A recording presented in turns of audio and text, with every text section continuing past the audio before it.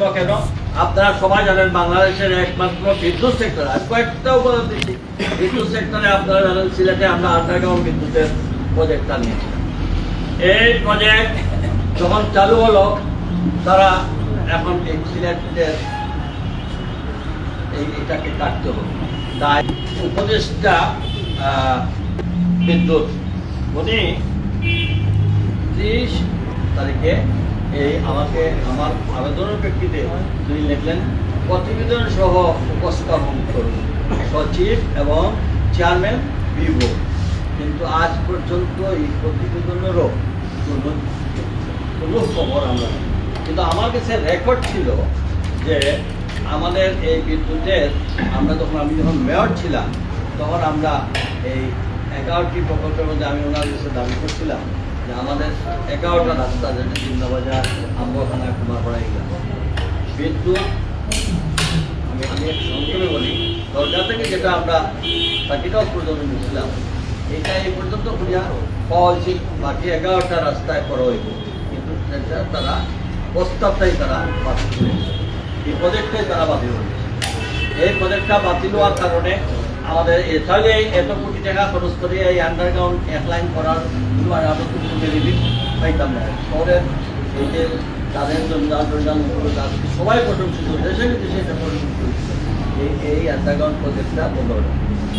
তারা যে development project যেটা আছে, এই প্রজেক্টের আওতায় সিলেটের কয়েকটা পাওয়ার স্টেশন, সাব স্টেশন তৈরি করে পাওয়ার নিরবিচ্ছিন্ন করার লাগে, এইটাও তারা বন্ধ করে অন্যান্য জায়গায় দিয়েছে।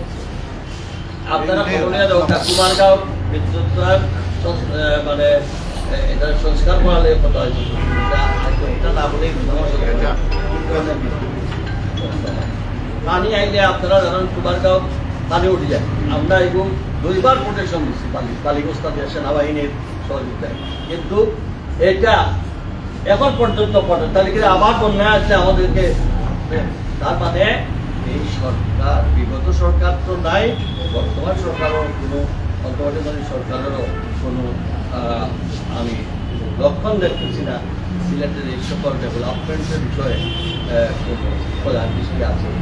আমি সবশেষে আমি এটুকু বলবো, আমরা আজকে একটু প্রাথমিক একটা ধারণা দিলাম, যদি সড়ক ও জনপথ বিভাগ, যদি বিদ্যুৎ বিভাগ, যদি পরিবেশ বিভাগ, যদি স্থানীয় সরকার বিভাগ, যদি আমাদের এইসব বিভাগে যদি এবং সিভিল এভিয়েশন, আমরা যেসব প্রস্তাবের উপর সিলেটের বৈষম্যমূলক আচরণ করা হচ্ছে, এটা যদি কোনো জরুরি কোনো পদক্ষেপ না নেওয়া হয়, তাহলে আমি আহ্বান করব দল মত নির্বিশেষে সবাইকে ঐক্যবদ্ধভাবে আমরা এবং প্রবাসী ভাই বোনদের বলবো, আপনারাও আজকে এই ম্যানচেস্টারে বিমানবন্দর করে দেওয়া হয়েছিল, যার শেষে আমাদের দাবির পরিপ্রেক্ষিতে চেয়ারম্যান সাহেব বলছেন এটা থাকবে তবে জুলাই পর থেকে, কারণ এই হাজিদেরকে আনা নেওয়ার জন্য একসাথে হয়েছে। পরিশেষে আমি আপনাদের সকলের সহযোগিতা কামনা করি। আমরা স্পেসিফিক যদি ওনারা কোনো চ্যালেঞ্জে আসেন, আমি আহ্বান করবো যে কোনো মন্ত্রণালয় ওনারা এখানে অথরিটি যারা আছে, তারা যদি সিলেটের মানুষের মানে যদি বদ্ধতারে তারা দুর্বলতা পাবেন, তাহলে ভুল করবেন। সিলেটের মানুষ অত্যন্ত ধৈর্যশীল, কিন্তু আমাদের দেওয়াল যদি পিঠে লেগে যায়, দেওয়ালের সঙ্গে লেগে যায়, তাহলে কিন্তু পরিণাম ভয়াবহ। আমি এখানে পুরো রাজনৈতিক ফায়দা নেওয়ার জন্য না, আমি সকল রাজনৈতিক দলের নেতৃবৃন্দকে বলবো, এবং যেহেতু আমি এই সিলেটের বিভিন্ন উন্নয়ন ডেভেলপমেন্টের সঙ্গে আমি মেয়র হিসাবে দায়িত্ব, আমি এখন দেখতেছি আমার সেই প্রজেক্টগুলো স্থবির হয়ে পড়েছে, সিলেটে কোনো কার্যক্রম হচ্ছে না।